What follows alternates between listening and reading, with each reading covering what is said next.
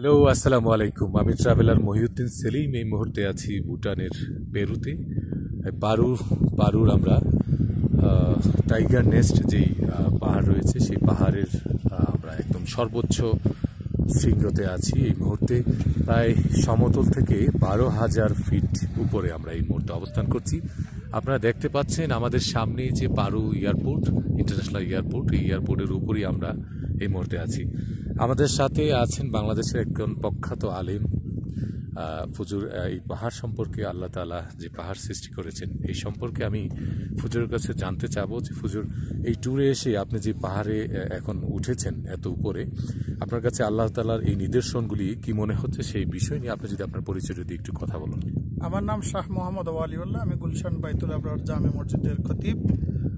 আল্লাহ রাব্বুল আলামিন পৃথিবী সৃষ্টি করার পরে পৃথিবী যখন দুলতেছিল তখন আল্লাহ তাআলা এই পাহাড়কে পেরাক হিসাবে পৃথিবীতে লাগিয়ে দিয়েছেন। আল্লাহর কোরআনে বলেছেন, ওয়াল জিবালা আওতাদা, পাহাড়কে আমি পেরাক হিসাবে লাগিয়ে দিয়েছি যাতে পৃথিবী না দোলে, প্রকম্পিত না হয়। আল্লাহ তাআলা আরও কোরআনে বলেছেন এই পাহাড়গুলিকে আল্লাহ তাআলা 4 প্রকারে সৃষ্টি করেছেন। এক প্রকার হলো সাদা পাহাড়, আরেক প্রকার হলো নিকশ কালো, আরেক প্রকার লাল, আরেক প্রকার ধূসর। এই 4 প্রকারের পাহাড় আল্লাহ তাআলা সৃষ্টি করেছেন। এইগুলি আল্লাহ তাআলার অসংখ্য নিদর্শন, যে এই পাহাড়গুলি যে আল্লাহ তাআলা এত সুন্দর করে সাজিয়েছেন। আমরা দেখি এখান থেকে ওই যে হিমালয়ের চূড়া একটা অংশ দেখা যাচ্ছে, ওই মেঘমালা যেখানে দেখতে পাচ্ছি, যেটা পৃথিবীর সবচেয়ে বড়, প্রায় 29,000 ফিটেরও উপরে। আমরা এটা জমিনের এই পৃথিবীর পাহাড় দেখতেছি 29,000 ফিট। সাগর মহাসাগরগুলির নিচেও এর চাইতে বড় বড় উঁচু পাহাড়গুলি আছে, যাতে সাগর মহাসাগরগুলি না দোলে। আমরা আল্লাহ তাআলার এই নিদর্শনগুলি দেখি এবং এখান থেকে শিক্ষা গ্রহণ করি। আল্লাহ রাব্বুল আলামিন যে কত সুন্দর করে পৃথিবীকে সাজিয়েছেন, এইগুলি দেখি আর আল্লাহ তাআলার সাথে কৃতজ্ঞতা এবং তার শুকরিয়া আদায় করি। তাহলেই এইগুলি দেখার মধ্যে কল্যাণ সাধিত হবে। আচ্ছা ফুজুর, আপনি তো এই ভুটানে এসেছেন, ভুটান সম্পর্কে যদি একটু বলেন, যে ভুটানের এই ট্যুর সম্পর্কে বা ভুটান সম্পর্কে একটু যদি আপনি বলেন। ভুটান এই সফরটা আমার প্রথম। ভুটানে এসে এখানে আমি যেটা দেখলাম, ভুটানের মানুষগুলি মুসলমান নয়, ঈমান তাদের মধ্যে নেই, কিন্তু ইসলামিক কিছু কালচার তাদের মধ্যে আছে। 1 নম্বরে এখানে যেটা দেখতে পেলাম সেটা তারা খাবার অপচয় করে না, যেটা আল্লাহ রাব্বুল আলামিন কোরআনুল কারিমে বলেছেন যে কুলু ওয়াশরাবু ওয়ালা তুসরিফু, তোমরা খাও, পান করো, অপচয় করিও না। এদের মধ্যে অপচয় তারা করে না। আরেকটি দেখলাম যে তারা জোরে কথা বলে না। ইসলাম চিৎকার করা, অযথা বেশি কথা বলা, বাজে কথা বলা, এটা ইসলামে অনুমোদন করে না। এই জন্য যারা জান্নাতুল ফেরদাউসের মালিক হবে, আল্লাহ তাআলা তাদের প্রসঙ্গে বলেছেন ওয়াল্লাযীনা, তারা বেশি কথা বলে না এবং অযথা কথা তারা বলে না। ওয়াল্লাযীনা হুম আনিল লাগwi মুরিদুন, তারা আজে বাজে কথা পরিহার করে, যেটা ভুটানের মানুষদের মধ্যে দেখলাম। আর আরেকটা জিনিস দেখলাম যে তারা তাড়াতাড়ি ঘুমিয়ে পড়ে, তাড়াতাড়ি শুয়ে পড়ে এবং সকালবেলা উঠে তারা কাজ করে। এটাই ইসলামের নিদর্শন। আল্লাহ রাসূল সাল্লাল্লাহু আলাইহি সাল্লামও রাত্রিবেলা এশারের নামাজ পড়ে কোনো কাজ না থাকলে, কোনো কথাবার্তা না বলে তিনি ঘুমিয়ে পড়তেন, ভোর রাত্রে উঠে তাহাজ্জুদ পড়তেন, ইবাদত পড়তেন এবং সকালবেলার কাজ মানুষকে অনেকটা বরকত দেয়, যেটা আমি ভুটানে দেখতে পেলাম। আরেকটা হলো যে তারা পরিষ্কার পরিচ্ছন্ন। ইসলাম বলছে যে পরিষ্কার পরিচ্ছন্ন হলো একটা ঈমানের অঙ্গ। তো এখানে এই দৃশ্যগুলি দেখে আমার কাছে অনেকটা ভালো লাগলো। তারা ইসলামিক কালচার তাদের মধ্যে আছে, যদিও ইসলাম তাদের মধ্যে নেই। এর সঙ্গে যদি তাদের মধ্যে ইসলাম থাকতো তাহলে আল্লাহর প্রিয় বান্দা তারা হয়ে যেত। অসংখ্য ধন্যবাদ আপনাকে ধন্যবাদ। জি, আমরা এখন আরো একটু উপরে ওঠার চেষ্টা করছি। আমরা আপনাদেরকে দেখানোর চেষ্টা করছি যে এই পর্বত শৃঙ্গটি কত উপরে আমরা আরোহণ করছি এই মুহূর্তে। আপনারা জানেন যে ভুটানের সর্বোচ্চ সৌন্দর্য হলো এটি। এখানে আপনারা যারা ভুটানে আসতে চাচ্ছেন, ভুটানে আপনারা আসলে কিন্তু আপনারা জানেন যে ভুটানে যারা আসবেন তাদের সাহস বা তাদের পাহাড়ে আরোহণ করার মনোবল থাকতে হবে। আমরা এই মুহূর্তে আপনাদেরকে এর আগেও বলেছি যে প্রায় সমতল থেকে 12,000 ফিট উপরে আমরা এই মুহূর্তে অবস্থান, 14,000 ফিট আমরা আরোহণ করছি। আমাদের সাথে আরও রয়েছেন আমাদের চট্টগ্রামের একদম নামি দামি ব্যক্তি, আমাদের হজ এজেন্সি অ্যাসোসিয়েশনের নেতৃবৃন্দ। আমাদের মালিক ভাই আছেন। মালিক ভাই, আপনার কাছে একটু জানতে চাই, এই পর্বতশৃঙ্গ থেকে এত উপরে আপনি এসেছেন, এই সম্পর্কে আপনি যদি একটু বলেন, ভুটান সম্পর্কে আপনি যদি একটু বলেন। সত্যি ভুটান শহর একটি অসাধারণ, যেটাকে না আসলে যেটার বর্ণনা দেওয়া খুবই কঠিন। এমন কিছু আল্লাহর নিদর্শন রয়েছে পৃথিবীতে, যেগুলো নিজের চোখে না দেখলে এটার এক্সপ্লেন করা খুবই কঠিন হয়ে পড়ে। যেখানে যেই চিররচিত যেই নিদর্শনগুলো রয়েছেন, বিশেষ করে পাহাড়ের, এটা এমন এক জিনিস, এটা এমন এক আল্লাহ প্রদত্ত, এটা কোনো মানুষের দ্বারা সম্ভব না, এটা আল্লাহর সৃষ্টি। শুধু এখানে ইমানটা নেই, বাকি সভ্যতা, ভদ্রতা, নম্রতা, ডিসিপ্লিন, যেটা বলা বাহুল্য, যেটা আমাদের দেশে শত বছরও শোধরাই উঠে এত সুন্দর পরিবেশ, ডিসিপ্লিন, সভ্যতা বাস্তবায়ন করা যায় কিনা আমার সন্দেহ রয়েছে। এই জায়গায় যদি ইসলাম ধর্ম গ্রহণ করতো, তাহলে আমার মনে হয় বিশ্বের অনেক মুসলিম এই স্মৃতিগুলো, এই পাহাড়গুলো, এই নিদর্শনগুলো দেখার জন্য আসতো। আমি এখানে এসে খুবই আল্লাহর শুকরিয়া আদায় করতেছি। এটা অনন্য পাহাড়, যেটা হিমালয়ের পাহাড়ের সমতুল্য, যেখানে নিজের হাত দিয়ে মেঘ ছোঁয়া যাচ্ছে, নিজের হাত দিয়ে আল্লাহর সৃষ্টির নিদর্শন দেখা যাচ্ছে। আমি আমাদের হাফ ট্যুরের যারা এই আয়োজন করেছেন তাদেরকেও ধন্যবাদ, যিনি আজকে অনুষ্ঠানটি দেখাচ্ছেন, প্রিয় ভাই, ওনাকেও অসংখ্য ধন্যবাদ। জি, ধন্যবাদ ভাইজান। জি, আমরা আপনাদেরকে আমাদের ভিডিওর মাধ্যমে এই পৃথিবীর সৌন্দর্য দেখানোর চেষ্টা করছি। আপনারা জানেন যে ট্যুরিজম একটি এমন একটি জিনিস যে আপনি ট্যুরের মাধ্যমে এই পৃথিবীর সৌন্দর্য আপনি দেখতে পারবেন। আপনি যে প্রতিনিয়ত যে আপনার জীবনযাত্রা, যে প্রতিনিয়ত আপনি যে পেইন নিচ্ছেন বাংলাদেশে বিভিন্ন পরিশ্রম করে, আপনি যদি ট্যুর করেন, তাহলে সে ট্যুরের মাধ্যমে আপনি আপনার জীবনের রিফ্রেশমেন্ট আনতে পারবেন, এনভায়রনমেন্ট চেঞ্জ করতে পারবেন, আপনি আপনার সব কিছু করতে পারবেন। আমি এই মুহূর্তে আমাদের একজন প্রিয় স্যার রয়েছেন। আপনারা জানেন যে বাংলাদেশের একটি খ্যাতিমান স্কুল রয়েছে, যেটি বনশ্রী ন্যাশনাল আইডিয়াল স্কুল। সেই স্কুলের সম্মানিত ফাউন্ডার আমাদের স্যার রয়েছেন, ফরিদ স্যার। স্যারকে বলবো এই ভুটান ট্যুরের সম্পর্কে স্যার কিছু যদি বলেন। আপনি আজকে এখানে এসেছেন। অসাধারণ। জি স্যার। একটি শব্দ দিয়ে বলা যায় অসাধারণ। পাহাড় ঘেরা ভুটান, শুধু পাহাড় আর পাহাড়, সমতল ভূমি দেখিনি,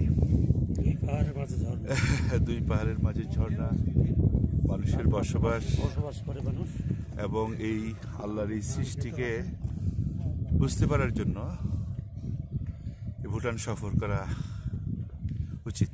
জি, অসংখ্য ধন্যবাদ প্রিয় স্যার। আমি আমাদের শিক্ষার্থীদেরকে নিয়ে এবং স্যার ম্যাডাম যারা আসতেছেন তাদেরকে নিয়ে আসার পরিকল্পনা করছেন।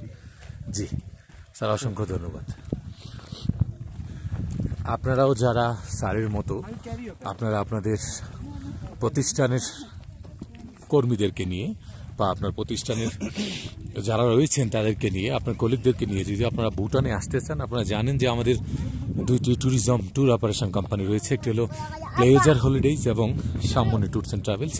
আপনারা আমাদের কোম্পানির মাধ্যমেও এই ভুটান সফর করতে পারেন। ইনশাল্লাহ আমরা আপনাদেরকে ভুটানের যে ইতিহাস ঐতিহ্য রয়েছে, তাদের যে বৌদ্ধিস্ট তাদের ধর্ম, সেই ধর্মের অনেক কিছু আপনারা এখানে জানতে পারবেন। আমরা এখন পাহাড়ের সর্বোচ্চ পর্বতমালা এখন রয়েছে।